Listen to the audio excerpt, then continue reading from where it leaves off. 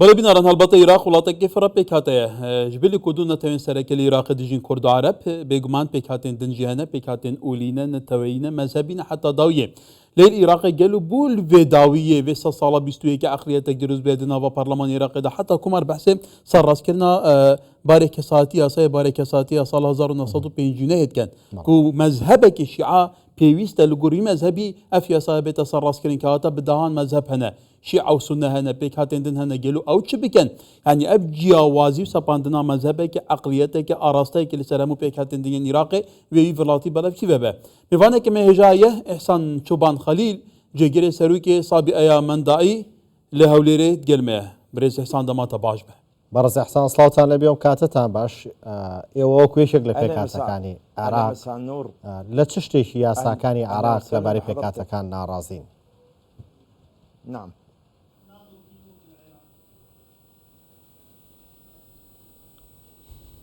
عفوا لم افهم سؤالك ئەگەر پرسیارەکە دووبارە بکەیتەوە یەکێک لە پێکاتەکانی عێراق لەبارەی یاسا بۆ پێکاتەکان لە عێراقدا لە چ شتێکی یاساکە نیگەرانن یان پێتان وایە مافەکانتان بەدەست نایەت پێشێ لەکرێت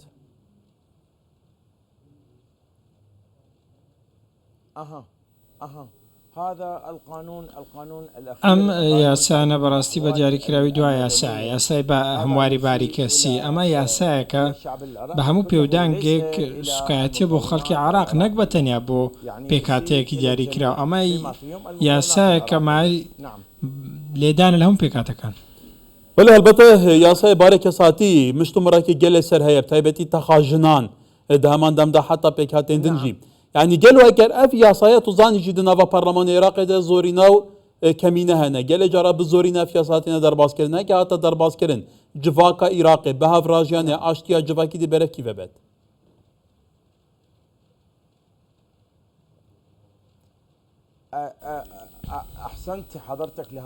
من بەڕاستی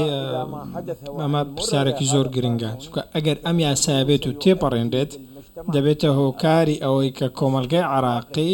لە ڕووی ئاکاریەوە دابڕمێت هۆکارەکەی چیە چونکە ئەمە ڕێگە بەوە دەدات کە هاوسەرگیری لە دەرەوەی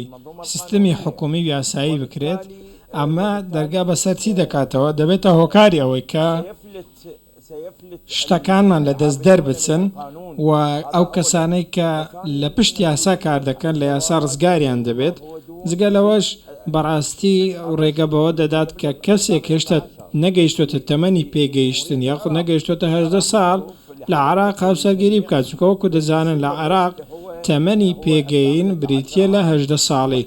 بەڵام کاتێک ئەم یاسا دێتە پێشەوە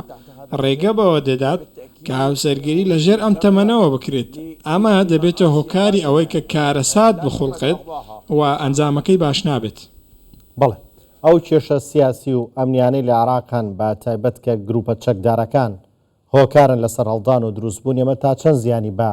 پێکاتە ئاینی و نەتەوەکانی عێراق گەیاندووە وای لێکردوون مڵک و ماڵیان لە دەست بدەن وایە لێکردوون ئاوارە ببن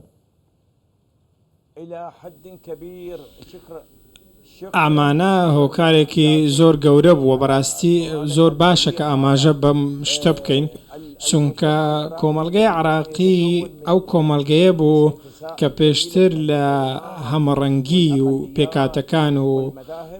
با بڵێن مەزهەبە جیاوازەکان پێک دێت بەڵام ئێستا ئەومان نەماوە هۆکارەکەشی لە دەستچوونی چەکە کۆمەڵە گروپێکی چەکداری ناڕێکخراو کە پابەندی یاسانین ئەمانە بوونەتە هۆکاری ئەوەی کە زۆرینەی پێکاتەکان ئاوارە ببن و ڕوو لە ناوچەکانی دیکە بکەن و ئەوانەی کە لە نەتەوەی جیاوازشن بڵێ برێز چوبان ئەگەر ئەم بەحسێ سیستەمێن هایە ئیدارەکردنە دەوڵەتە عێراقی بکەن توزانی عێراقی هەموو سیستەم تاقیکردنە سەرکەتی نەبوویە هەر ئەف ئیستیدام و لە هەفدانە مەزهەبی و نەتەوەی هەبوویە کەواتە چارچوبێ پارلەمانی عێراقیدا زۆرینە و کەمینە هەنە توزانی شیعە زۆرینەنە ئەو بە ئیسرارن کاف یاسایە بێتە دەرکردن حتا شیعە کورد سونە بەشێکی شیعەژی لێ نەڕازینە کەواتە گەل و ئەگەر ئەف یاساوەکە خوا بێتە سەرڕاستکردن دیدناتە عێراقی بوو 100 400 ساڵان بەریانەها نەڤەگەڕێنیت جاریە جڤاکە نێودەوڵەتی بە وێ چ سەرنج سەروی وڵاتی هەبیت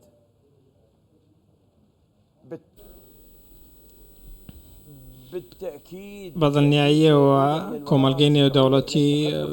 هەڵوێستێکی باشی نابێت چکە عراق بەمە بەرەو دواوە دەچێت کۆمەلگەی نێودەوڵەتی وا لە عراق دەڕوانێت ئەگەر یاسایەکی لەم شێوە پەسەند بکرێت دەتوانین بڵێن دیدگای داخ و دیدگای شەرمە بۆ کۆمەلگایەکی وەها هۆکارەکەی چییە چونکە عراق لەوە نزیک بێتەوە بەرەو ئەوە هەنگاو دەنێت کە چەمەنێک بۆ هاوسەرگیری بە یاسایی بکات کە تەمەنی دەست درێژیکردنە سەر منداڵانە ئەمە باشترین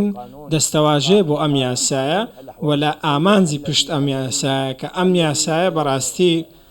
یاسایەکە ئێستا کاری بۆ دەکەن بۆ ئەوەی تێپەڕێنن بە کورتی بریتیە لە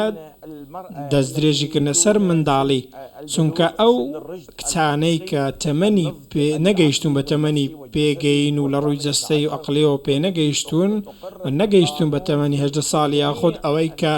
لە هەموو دنیا کاری پێدەکرێت بابەتەکە تەنیا پەیوەندی بە عراقەوە نییە بەڵام کاتێک تۆ دێیت واز لەم بابەتە دێنی یاسایەکی لەم شێوەیە تێدەپەڕێنی بەواتای وشە ئەم کارت کردووە چونکە هەر کچێک لەژێر ئەو تەمەنەدا بە منداڵ هەژمێر دەکرێت و بە دەست درێژی لێک دەدرێتەوە. ئێوە پێتان وایە یاسایەکی تایبەت لە عێراق تا چەند دەتوانێت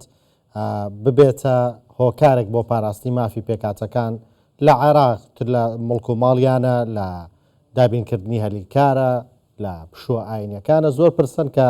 لە ماوەی 2 ساڵی ڕابردووە لە یاساکانی عێراق مافی پێکاتەکانی تیا پێشێل کراوە.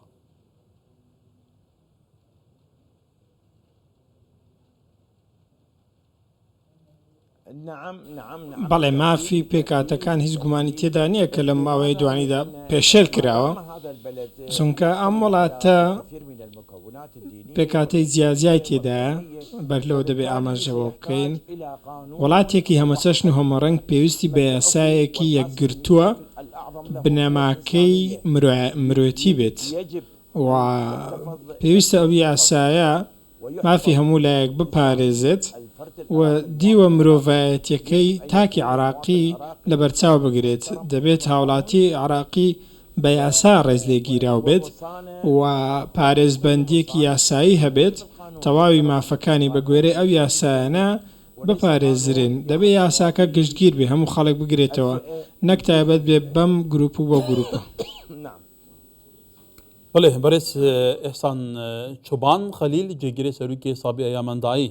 لاولیر گلمه بگلی سپاس.